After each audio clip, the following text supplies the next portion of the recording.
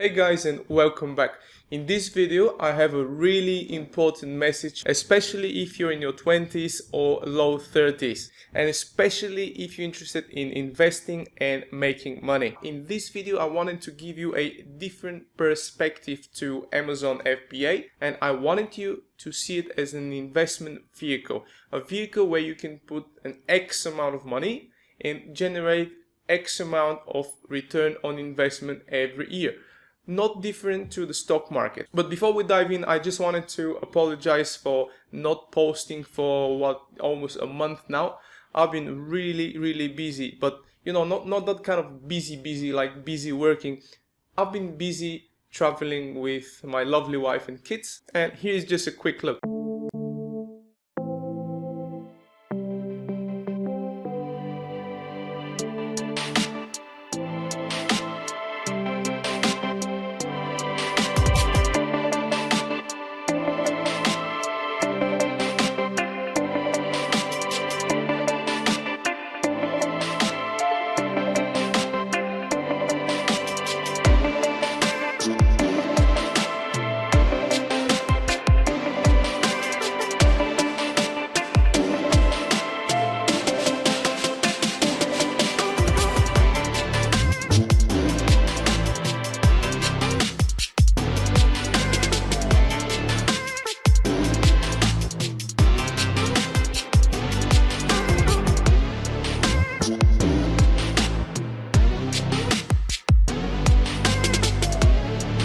Okay, now back onto the topic. In this video, I wanted to compare the stock market to Amazon FBA in terms of investment vehicle. I'm not saying that one is better than the other, but there are definitely pros and cons to both. And while the stock market might be more suitable for certain type of investors, Amazon FBA is definitely more suitable for another type of investors. And in this video, I will review what types of investors are more suitable to the stock market versus the type of investors that are more suited to Amazon FBA. Now, here's a little stats for you.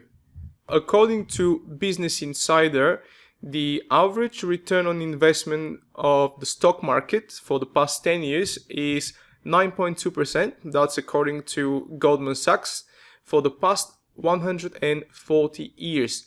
Now, the SnP500 has slightly better than that, with an average annual return of 13.6%. Just to give you an idea of what that means, now let's say that you invested $2,000 into the SnP500 and you made 13.6% annual return, which means that you made $272 return on your $2,000. In other words, that's $22.66 per month. So given that, I think that the stock market and S&P 500 are much more suitable for investors who are looking for capital growth rather than investors who are looking at the stock market as an ATM machine and a way of making a salary.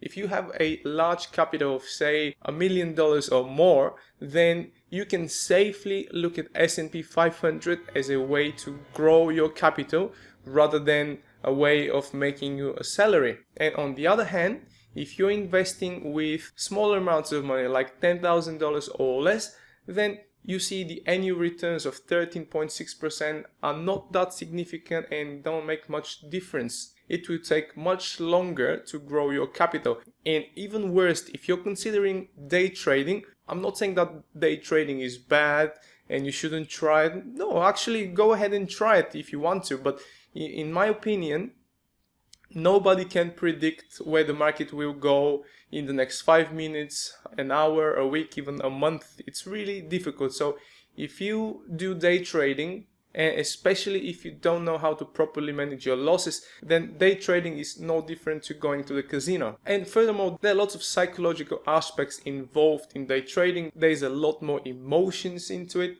which makes every human being more prone to mistakes. So if you are a small investor with smaller capital of, let's say, $10,000 or less, and you're looking to grow your capital more quickly, then you might want to take a look at the Amazon FBA business model. Now, I'm not saying FBA is going to work for everyone.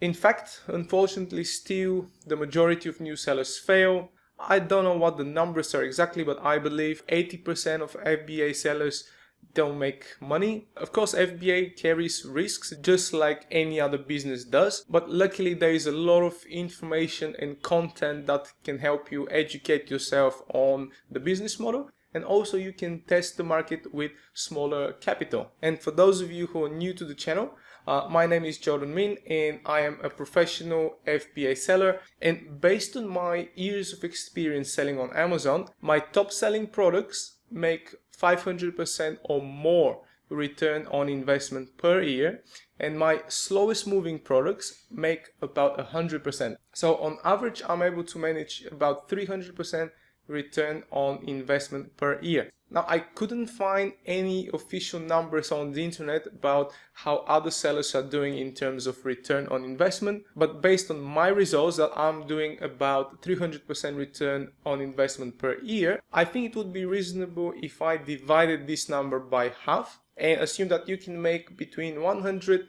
and 150% return on investment per year. Of course, that's only gonna happen if you do everything correctly, with product selection being the most important step. Now, in this video, we're not going to go into details on how to sell on Amazon. I just wanted to give you a different perspective on Amazon FBA, so you can view it as a vehicle for capital growth rather than an ATM. And in addition to that, what I used in the first 3 years of starting my FBA business in order to grow it and scale it more quickly is called compound interest. So in other words, I started my business with $4,000. I didn't touch any profit for 3 years. I reinvested everything into new products, into purchasing more inventory, and that allowed me to quickly scale and grow my business. Now, let me show you what compound interest is and how it works. Now, if you look at the definition of compound interest, it says compound interest, meaning that the interest you earn each year is added to your principal, so that the balance doesn't merely grow, it grows at an increasing rate. This is one of the most useful concepts in finance. It's the basis of everything from personal savings plan to the long-term growth of the stock market. It also accounts for the effects of inflation, etc., etc., etc. This concept especially applies to capital growth. Now, here is an example. Let's say that this is, by the way, a compound interest calculator. Let's say that instead of investing $2,000 into the stock market, you invested it into FBA. Of course, before doing any commitments, you took the time to educate yourself. And let's say that you allow your $2,000 capital to grow for 5 years, meaning you're not going to withdraw any profits. And let's say that your average annual return is 150%. So in 5 years, your equity will have become almost $200,000. That means in 5 years, you will have almost $200,000 invested into inventory, and you will be making at least that much in profit each year. Now, disclaimer, all these numbers are just for illustrative purposes, and actual results will vary widely. It all depends on you. I'm not promising any of these returns, but based on my experience, they're definitely doable. It's not gonna be easy though. And to wrap up the video, I just wanted to say that there are a lot of options and opportunities out there. It's not just Amazon FBA, it's not just stock market. You have countless number of opportunities. It's all about what you choose to do, which path you choose to take. I'm actually a bit of a destiny believer. I believe that somehow actually your path will choose you rather than you choosing it. But this is my opinion, you don't have to believe in that. Just remember that everything big has to start small. If you think of one of the biggest companies today, such as Apple, Microsoft, Steve Jobs and Bill Gates started those companies from their parents' garage. If you think of Walmart, the biggest retailer in the world, Sam Walton started with a single convenience store to grow it into the biggest retailer today. In the early days of Amazon, Jeff Bezos was driving packages to the post office himself. His dream at the time was that one day he could afford to buy a forklift. When Elon Musk started his first venture, he didn't even have a place to sleep, so he had to sleep in their office and he showered at the local gym. So what I'm saying is that start small, be patient, be persistent, and you will make it. Thank you for watching, and I'll see you in the next one.